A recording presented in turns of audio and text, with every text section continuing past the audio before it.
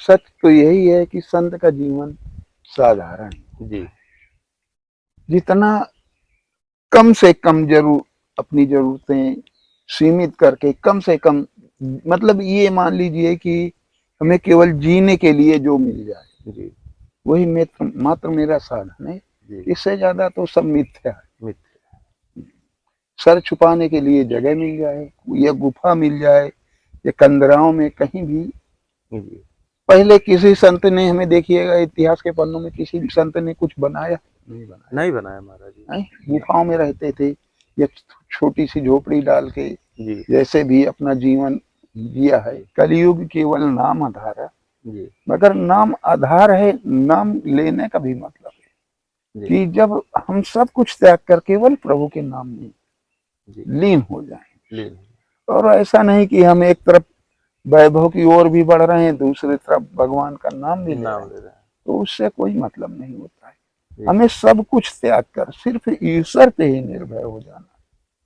महाराज जी, इस पार या उस पार, हाँ, मतलब एक पार होना पड़ेगा। एक बार होना। सामने से शेर भी मिला है। जी। ऐसे जैसे ये पत्थर एक मुश्किल के 5 फीट की दूरी, 10 फीट की दूरी पे, जी। अगर वो निकल गया हम चले आए। जी। बोलते नहीं है। हाँ, अंदर से भय तो थोड़ा सा उत्पन्न होता ही। होता है। अब यहीं बैठे थे, यहीं से 2 बार करें तो निकले जहाँ पे बैठे। राधे राधे दोस्तों, गुरु ज्ञान गौरव यूट्यूब चैनल से मैं आपका भाई उमेश यादव। दोस्तों, मैं इस समय चित्रकूट के जंगल में हूँ। आप देख सकते हैं मेरे पीछे चित्रकूट की पहाड़ियाँ हैं, विशालकाय जंगल। और दोस्तों, गर्मी का सीजन, जंगली जीव जंतुओं से भरा हुआ यह वन क्षेत्र। और इस वन क्षेत्र में दोस्तों हमारे प्रभु श्री राम के चरण पड़े हैं। और प्रभु इन पहाड़ों में, इन जंगलों में अपने वनवास का 12 वर्ष व्यतीत किए हैं। दोस्तों, ऐसे जंगल में, पहाड़ में हमारे ऋषि महर्षि प्राचीन परंपरा को कायम करते हुए इस जंगल में रहते हैं, तपस्या करते हैं, साधना करते हैं। और इसी आस में कि हमारे प्रभु आज नहीं तो किसी दिन हमारे ऊपर कृपा करेंगे और हमारे भक्ति का, हमारे साधना का फल हमें अवश्य देंगे। तो दोस्तों, इस वन में हम भी विचरण कर रहे हैं अपने संत प्रभु लोगों के दर्शन करने के लिए। आइए दोस्तों, हमारे साथ बने रहें। चलते हैं आगे। एक कुटिया है महाराज जी की, वहाँ चलेंगे और महाराज जी का दर्शन करेंगे, चरण बंदन करेंगे और जो भी सत्संग होगा वो आप तक पहुँचाएंगे।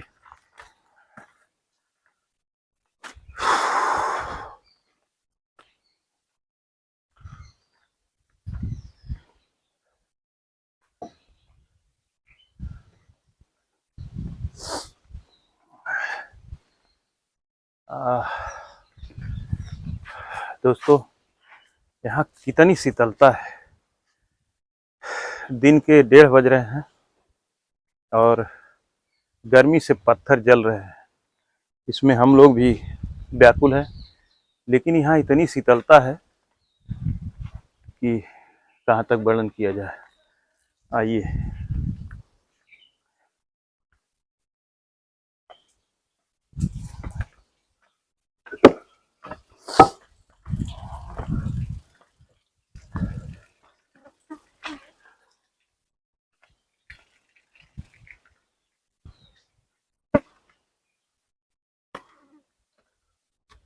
महाराज जी,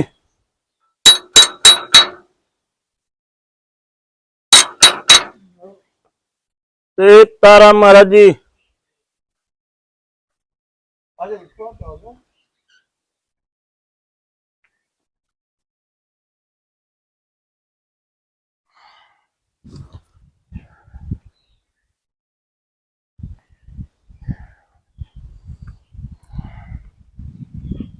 आपको धूप है, धूप? हाँ महाराज जी, बड़ी गर्मी है। ये क्या है? नहीं, ये तो अगरबत्ती है।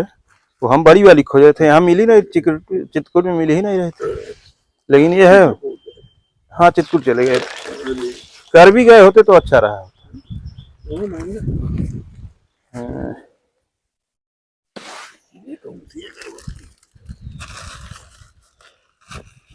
अब जो मिला महाराज जी वही ले लिया।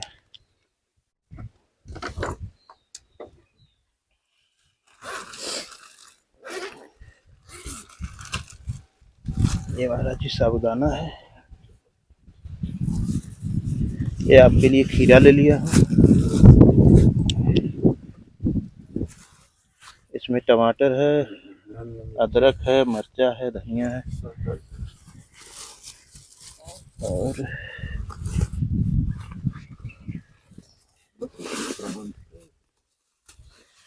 इसमें महाराज जी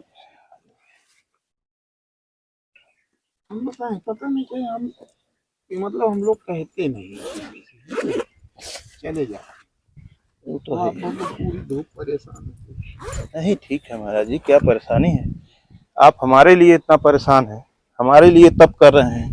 इसके लिए हम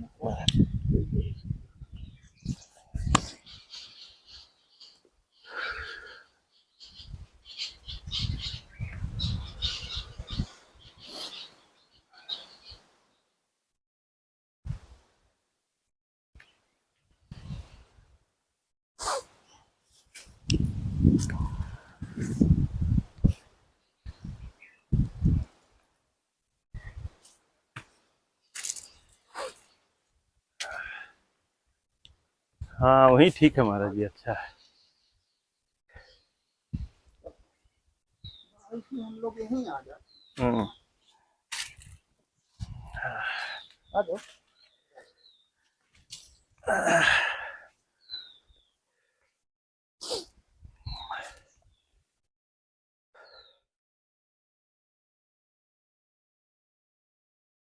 तो दोस्तों इस समय मैं चित्रकूट में हूँ और श्री महाराज जी के पावन चरणों में हूँ। और जैसा कि हम दोस्तों आप जानते हैं कि मैं ऐसे ही घूम घूम करके पहाड़ों में, गुफाओं में, कंदराओं में रहने वाले प्रभु जी लोगों के मैं दर्शन करता हूँ, कुछ जो भी यथाशक्ति हो पाता है सेवा पहुँचाता हूँ, और महाराज जी लोगों के मुँह से जो पावन सत्संग निकलता है वो आप लोगों तक पहुँचाता हूँ। महाराज जी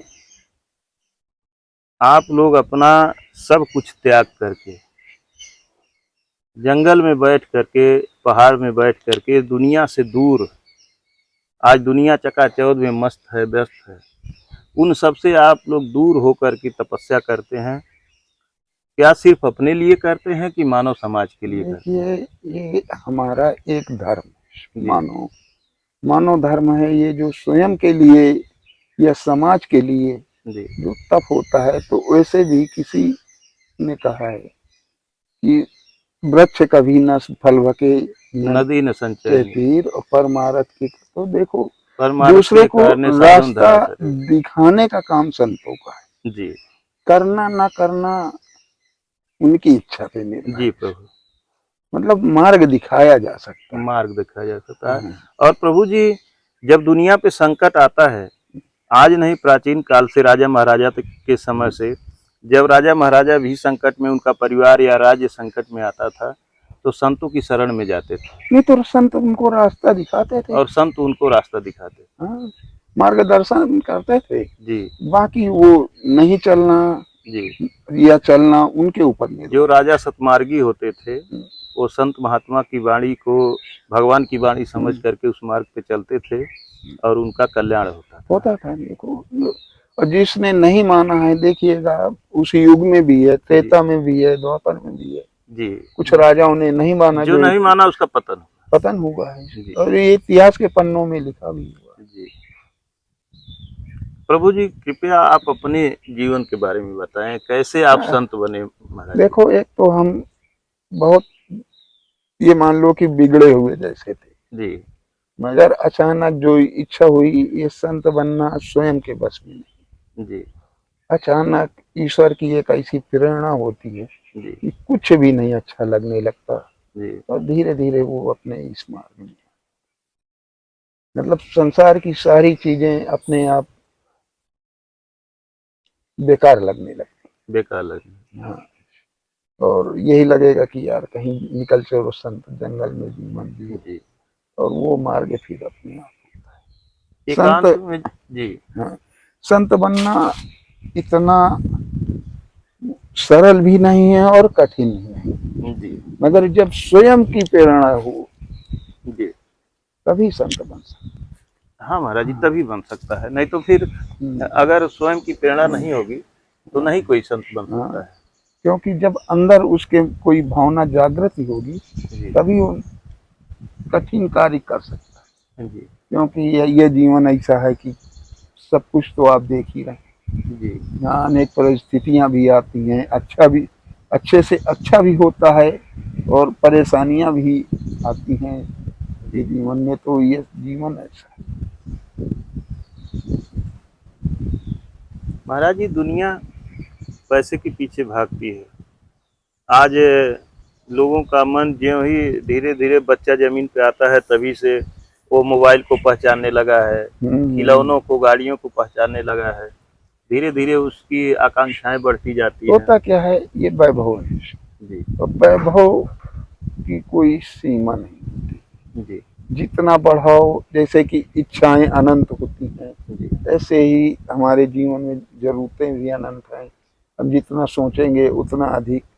पहले लोग साधारण रहते थे, आज वैज्ञानिक युग है, जी। अनेक प्रकार की सुविधाएं मिल रही हैं, तो आदमी वैसे ही करता चला जाता है। जी। महाराज जी, जो पहले से रहे हों या आज भी रहे हों, जो संत पुरुष रहे हैं, उनको धन वैभव क्या राजपाट भी अगर मिल जाए, भगवान ने दे दिया, तब भी उनको न कोई खुशी है न कोई गम है। देखो, सच तो यही है कि संत का जीवन साधारण है। जी। जितना कम से कम जरूर अपनी जरूरतें सीमित करके, कम से कम, मतलब ये मान लीजिए कि हमें केवल जीने के लिए जो मिल जाए जी। वही मात्र मेरा साधन है। जी। इससे ज्यादा तो सब मिथ्या है। मित्र। सर छुपाने के लिए जगह मिल जाए, या गुफा मिल जाए, या कंदराओं में कहीं भी। जी। पहले किसी संत ने, हमें देखिएगा इतिहास के पन्नों में, किसी भी संत ने कुछ बनाया नहीं बनाया। नहीं बनाया महाराज जी। गुफाओं में रहते थे या छोटी सी झोपड़ी डाल के, जी। जैसे भी अपना जीवन जिया है। आज भी महाराज जी हिमालय के जो है बर्फों में, गुफाओं में पड़े रहते हैं संत हाँ, बहुत महात्मा, से लोग ऐसे हैं कि जो सालों पढ़े साल हैं। से, कईयों साल से देखो, तपस्या। पहले क्या था कि जंगलों में संत के लिए जीविका के साधन थे। जी। अब आज जो वो साधन है सब लगभग विलुप्त हो रहे हैं, विलुप्त हो रहे हैं। रह नहीं रहे, क्योंकि अब हमारा जीवन, मानव जीवन इतना फैल चुका है जी। और हर जगह पहुंच चुका है कि उनका जो है, कुछ तो खाए रहे, कुछ पेड़ ही नहीं रहे। महाराज तो जी, आप भंडारे वगैरह में जाते हैं? नहीं जाते। नहीं जाते हैं। दोस्तों, महाराज जी के बारे में हम कुछ थोड़ा बहुत पहले भी जानते थे और ये बात हम खुद कर सकते थे, लेकिन महाराज जी से मैं कहवाया हूँ।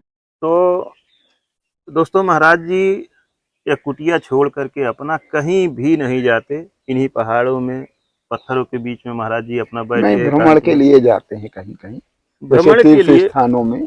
तीर्थ स्थानों में जाना तो अलग हो गया महाराज जी, जैसे हाँ, कहीं भंडारे में हुआ हाँ, नहीं ऐसे या नहीं। किसी के पास किसी जरूरत के लिए हाँ, हुआ, नहीं नहीं। इन सब चीज़ों के लिए महाराज जी नहीं जाते कभी।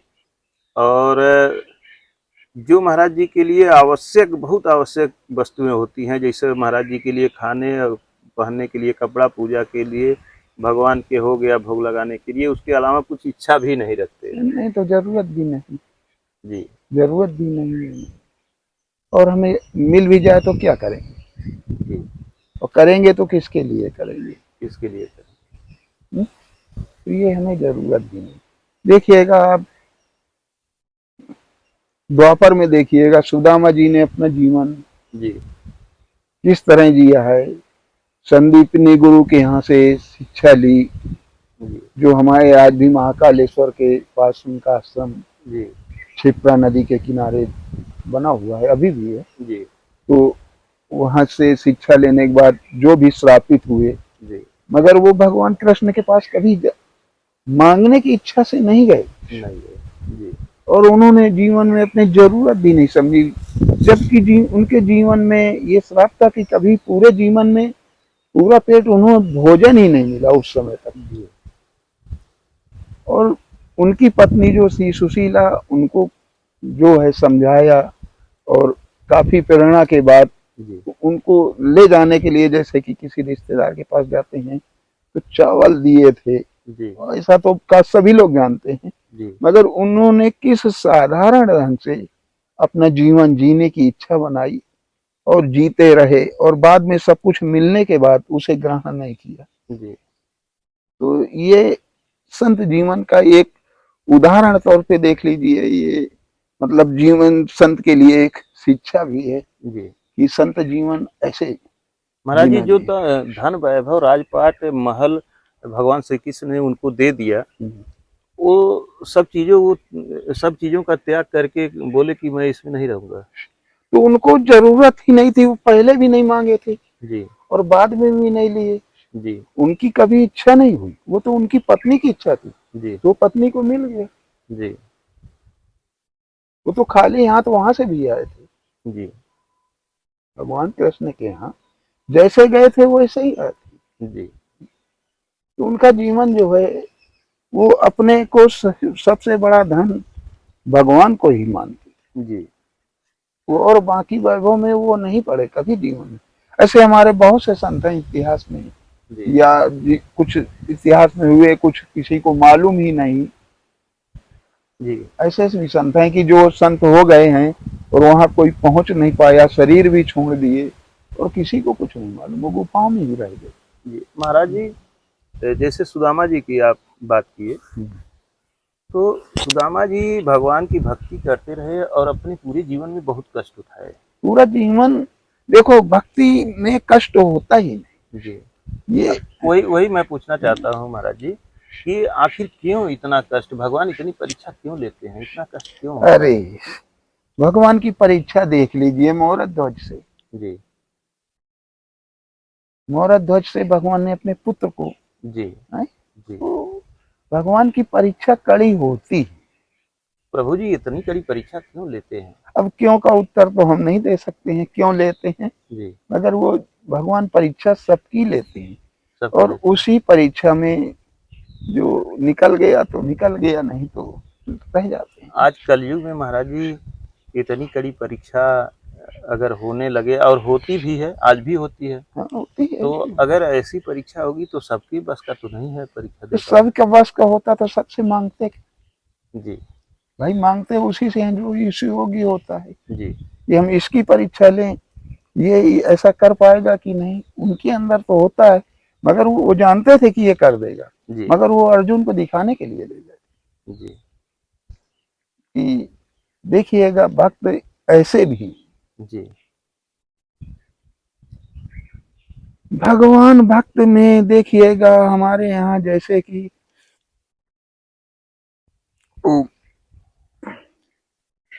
राजा दीधीच हुए, जी जिन्होंने अपने शरीर को ही त्याग दिया, जी अपना शरीर दान दे दिया, जी और इंद्र मांगने गया था उनसे शरीर। जी तो मांगना वाला ये नहीं सोचता कि सामने वाले से हम क्या मांगे, जी क्योंकि वो उसकी परीक्षा ही है, जी और वो अपने परीक्षा में तो पास होने के लिए कुछ करते ही।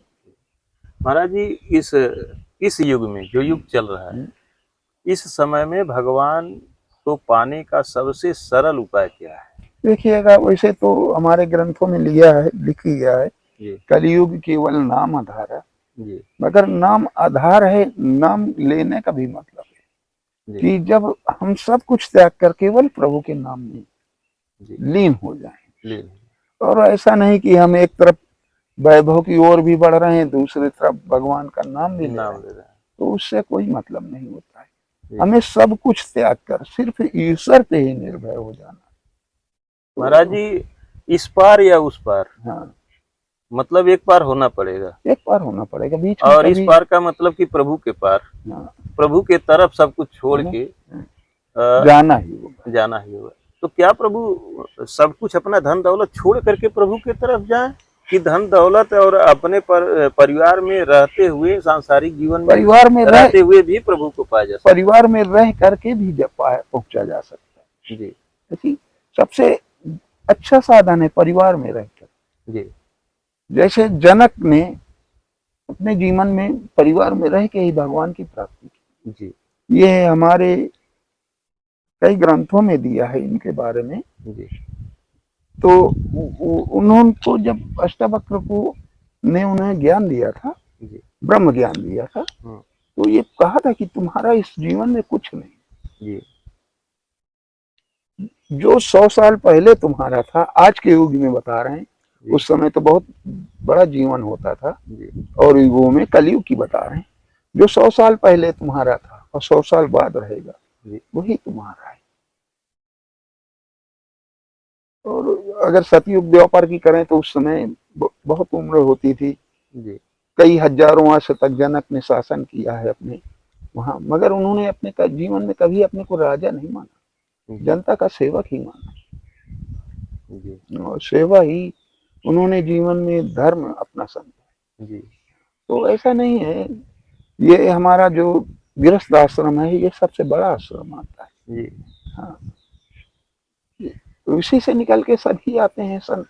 महाराज जी, गृहस्थ आश्रम बड़ा आश्रम है, हम्म, और यह परिवार कहने के लिए अपना है, अपना घर है, अपना अपना परिवार कोई है। नहीं है। लेकिन महाराज जी, सही में अपना कौन है? सपना सिर्फ, सच तो ये है कि सिर्फ ईश्वर की शरण में जाएं, वही अच्छा है। वही अपना हाँ, है। ईश्वर अंश जीव अविनाशी, ये जो हमारे अंदर है, व्याप्त है, ये ईश्वर का अंश है, तो उसी में लीन हो जाना है। जी तो हम पहले से उसी में लीन हो जाए तो जीवन मरण से सब मुक्त हो जाए।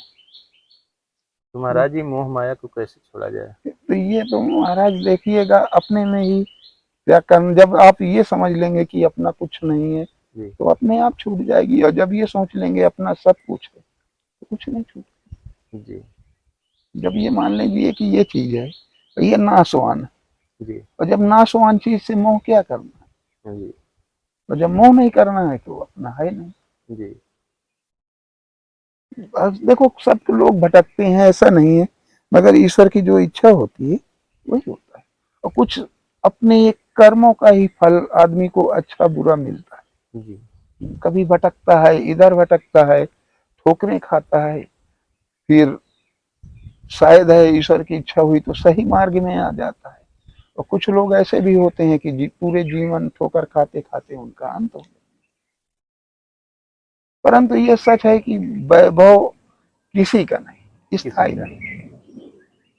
और महाराज महाराज जी, ये कहा जाता है कि प्रारब्ध, तो प्रारब्ध क्या है? प्रारब्ध ये होता है हमारे पूर्व जन्म से जुड़ा हुआ, जी जो पूर्व जन्म के कर्म होते हैं, कर्म कहते हैं कि 7 जन्म तक रहे, जी अच्छे और बुरे, इनका फल 7 जन्मों तक है, और बहुत अच्छा होता है तो जीवन मरण से मुक्ति मिल जाती है। जी।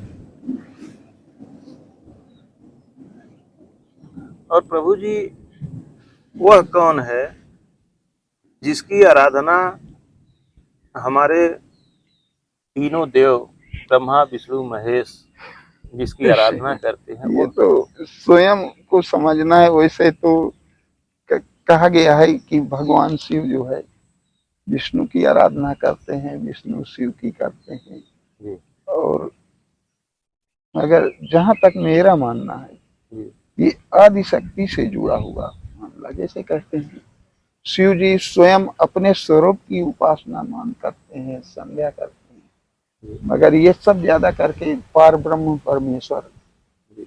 ये मान लीजिए तो उसकी ध्यान में रखते हैं। इसे भगवान इन राम, देवों से ऊपर भी महाराज जी कोई देव है?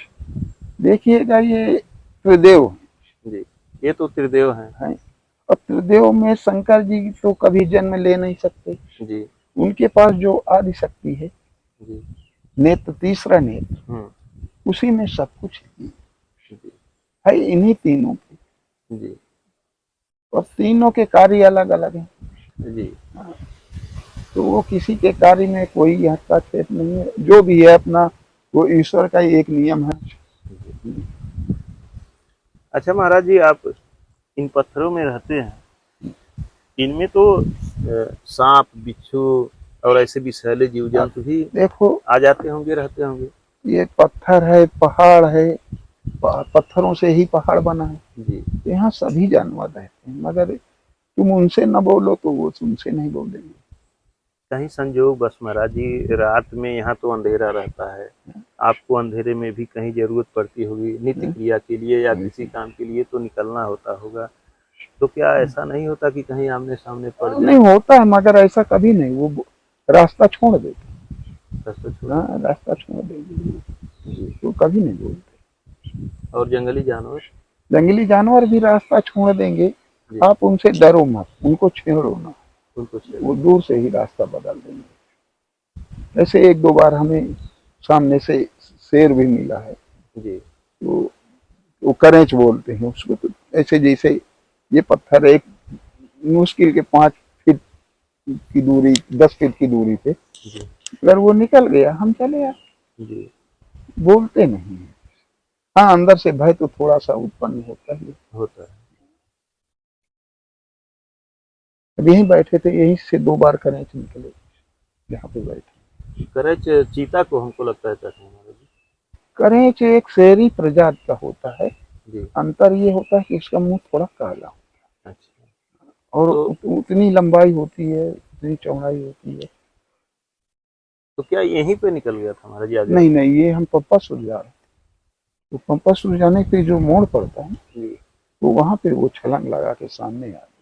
अच्छा, तो जब सामने आया तो वो रुका है आपको देखे कि नहीं, फिर? कुछ सेकंड के लिए एक दूसरे को देखा, जी। फिर वो अपने रास्ते चला गया जी। और हम भी थोड़ा भयभीत हुए, थोड़ा वापस आ गए। जी। फिर उस दिन थोड़ा सा अकेले थे, यहीं आश्रम में, बारिश का टाइम था जी। और जंगल भी बहुत घना था, जी। तो बारिश में तो वैसे ही घना हो जाता हाँ, है। तो थोड़ा सा भय लगा, मगर फिर दूसरे दिन से सामान्य जीवन जी। हो गया। ये होता है कि अब वो अपने से काम कर रहे हैं, मतलब नहीं है। वैसे भी जंगली जानवर जो मांस वो नरभक्षी होते हैं वही बोलते हैं, नहीं तो जल्दी बोलते हैं, नहीं भालू छोड़। भालू किसी को भी हाँ, अटैक कर देता है? भालू अटैक करता है, वो खाता नहीं है, नुकसान कर देता है शरीर को। अच्छा, मतलब अंग भंग कर देता हाँ, है, फाड़ अपने देता है। नाखूनों से मार हाँ, देता है? फाड़ देता है, जी। ऐसा बताते हैं। जी। हमारा तो सामना नहीं हुआ है, वहाँ यहाँ से 6 किलोमीटर पीछे हैं काफी सारे, जी। यहाँ नहीं। एक दिन महाराज जी यहाँ पे बात हो रही थी पंचप्रयाग में महात्मा जी से, तो उनको एक बार भालू ने अटैक कर दिया था उनके ऊपर। कहाँ पे है आप बता? पंचप्रयाग में है महाराज जी। अच्छा। तो वो बता रहे थे कि दोनों हाथों को अपने हाथों में इसे पकड़ लिया हाँ, और पैर को दबा लिया, एक पैर हाँ, को, सबसे पहले वो पैर ही दबाता है। और उसके बाद एक हाथ से बताया कि ये सब दिखा रहे थे घाव हाँ, जंघे में, हाँ, तमाम नाखून से मार दिया था, और उस साइड में ज्यादा हैं भी। हाँ। देखो, आग से, इस भालू से बचने के लिए आग एक सहारा है, जी। आग से डरता है, आग से। आग से वो ज्यादा डरता है। जी। वैसे भालू जल्दी इधर है नहीं, जी। अब जिधर है, अब इधर कभी कभी आ जाते हैं। जी। एक दो बार एक बार सिर्फ चीता पीछे से निकला था, जी। पानी पीने आया हो जो भी, जी। तो ऐसा निकल के गया। यहाँ तो महाराज जी पानी है, इसलिए यहाँ पे ज्यादा आने का हाँ, ज्यादा आते हैं। हो अब जाता है। जंगल में कहीं पानी नहीं रह गया, यहीं रहता है, जी। इसलिए यहाँ जाते ठीक है महाराज जी, हैं। अच्छा। धन्यवाद आपको। दोस्तों, इसी के साथ वीडियो समाप्त करते हैं, और वीडियो अगर अच्छी लगी हो तो कृपया लाइक करें, अपने दोस्तों के साथ शेयर करें और कमेंट करना न भूलें। धन्यवाद दोस्तों।